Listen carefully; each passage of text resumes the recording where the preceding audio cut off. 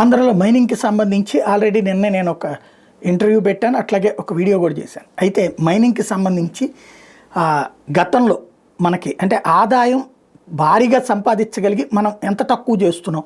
14-15లో 966 కోట్లు మైనింగ్ ఆదాయం, 15-16లో 1396 కోట్లు, 16-17లో 1702 కోట్లు, 17-18లో 2147 కోట్లు, 18-19లో 1950 కోట్లు, 19-20లో 2072 కోట్లు, 20-21లో 2339 కోట్లు, 21-22లో 3765 కోట్లు, 22-23లో 4756 కోట్లు, 23-24లో 4890 కోట్లు. ఇది మన ఆదాయం. ఇది ప్రభుత్వానికి వచ్చిన ఆదాయం. అంటే ఎంత పెరుగుతూ వచ్చిందో చూడండి. అప్పట్లో 8160 కోట్లు 5 ఏళ్ళు బాబు గారి పాలనలో వస్తే, జగన్ పాలనలో 17,732 కోట్లు. కాకుండా జగన్ టైంలో భారీగానే ధనవంతులు అయ్యారు అనేక మంది.